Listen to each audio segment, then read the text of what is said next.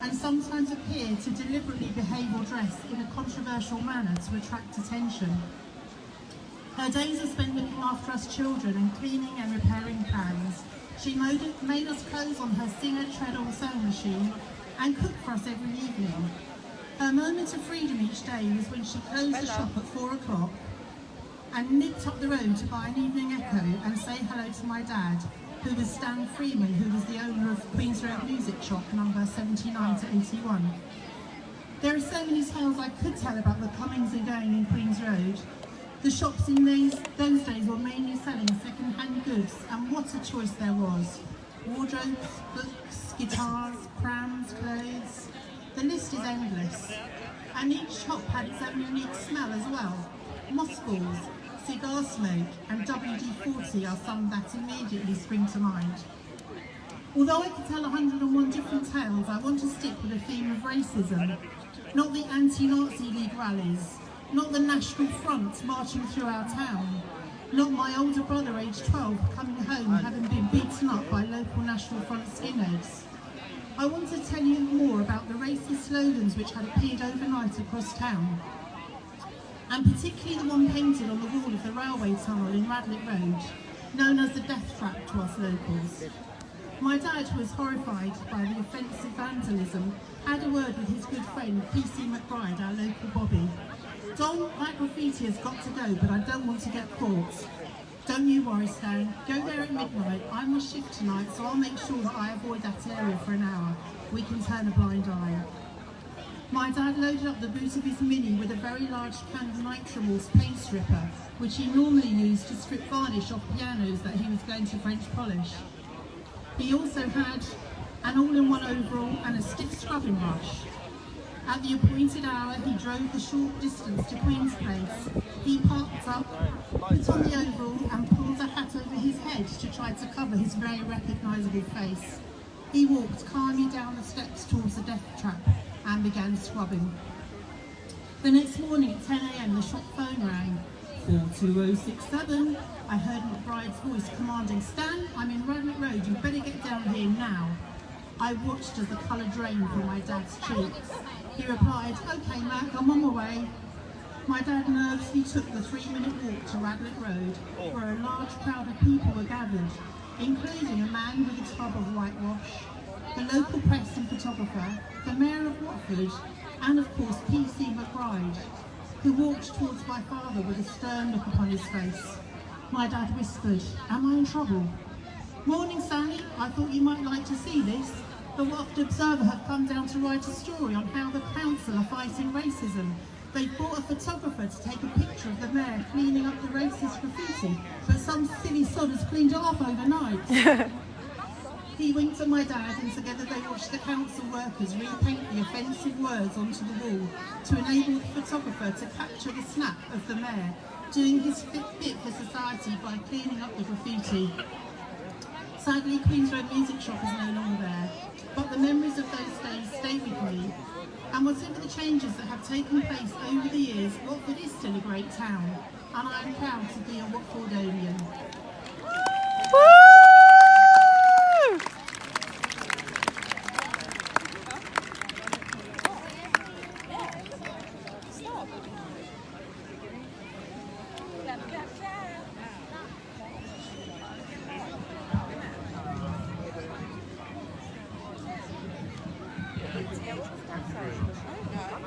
Do we have any Watford football fans in the crowd? Yeah.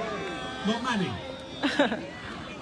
This is an audience participation piece, so when I raise my arm like this, you have got to cheer, come on you Horns!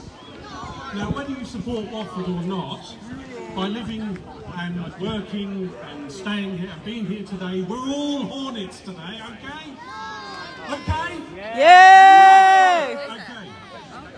On a snowy Boxing Day 1906, there was little to suggest cameo Hamlets would need to resist. But today it is gone, having made way for a library. Come on yours! As we face our rivalry. Oh, really? Okay, you'll get it. You'll get it. The following year, the junction was underwater and people walked carefully not to falter. Old King Edward came and went. Come on, you horns! We were heaven sent.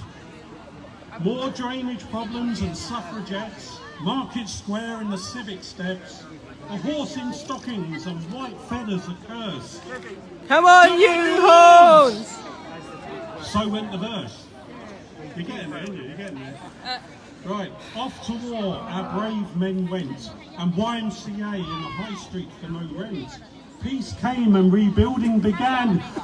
Come on, you horns! So the terrace sang. 1920s pushed the boundaries, cars and chaos mingled in our streets, Cordell's and the Essex Arms. Come on, you horns! Away with the slums. There's more. Sun printers and Benskin's brewery, taverns alive in the Tantibby. Watford Met and horse troughs of the borough. Come on, you horns! You missed it that time. Come on, come on. Come on, you horns. The depression got tougher. Talkies came and the theatre declined, but our beautiful palace has survived. The jewel of the stage in Clarendon Road. Come on, you horns! Such was our load. Hitler tried his hardest and yet Watford responded and the challenge was met. Prefabs and blocks off Gammons Lane. Come on, you horns! And VE Day. Right. Watford Town Hall opened its door, more like a concert than a palm on the seashore. Queen's Road flourished in the shadow of change. Come on, you horns! Come on, you horns! And Cliff Holton scores again! Hey, there's a few remember Cliff. Right, good. So came the ring road and round again. The town was severed with such disdain. And then came the train crash and the rain. Come on, you horns! No shame. But this is Watford. In trust and delight, in the 1970s we put up a fight. The National Front spilled and departed. Come on, you horns! And Elton was kind-hearted. Wrestling, boxing and total football, top rank and Baileys and the odium for all. Gone when the gates of this there park. Come on, you horns! Lisset and Barnes! Yeah, also.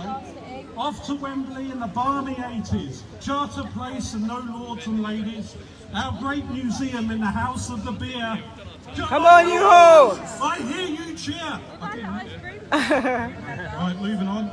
Gyratory system and Market Street, we so do love it in the rain and the sleet. This is our town and always will be. Come on, you horns! We cry so proudly. Stay with us, for there's more to come. Preserve our history and some. We stand together this Jubilee Day. Come on, you horns! I did hear you say. The Watford Borough is 100 today. Watford Football Club is 141, I hear you say. Join me for one last shout. Come on, you horns! There is no doubt. I'm going to read a poem called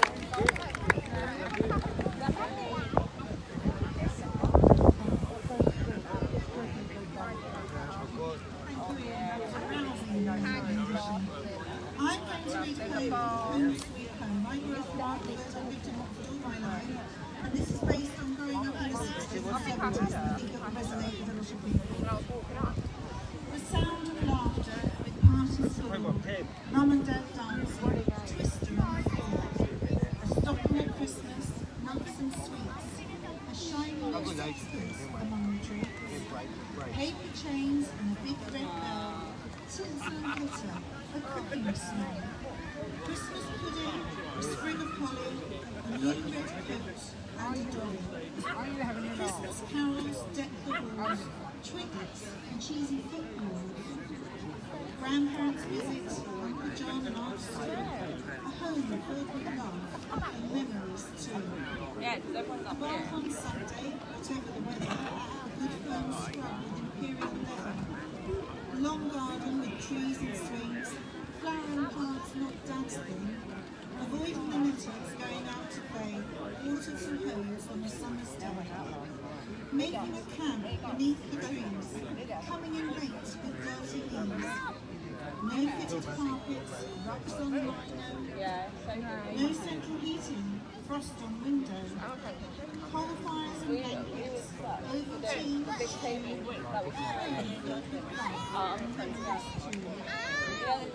Mum always baked things and fresh bread, cakes and pastries, we were well fed. Dad hated night shift during the winters, turning away the local hunters. The smell of ink hung in the air, on his hands and in his hair.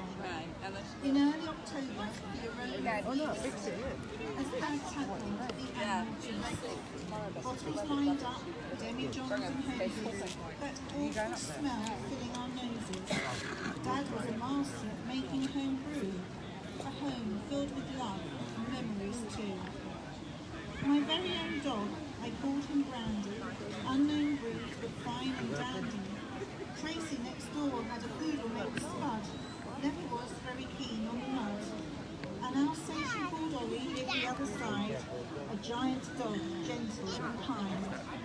Tracy was my very best chum, Auntie Joyce, her darling mum. Playing with teddies in early years, innocent times without any fears. Then onto bikes as we grew, a home filled with love and memories too. I slept in the snow-white room above the front door, the sheets turned out by the bed on the floor. Going to sleep when the sun was set, peeking through the window listening.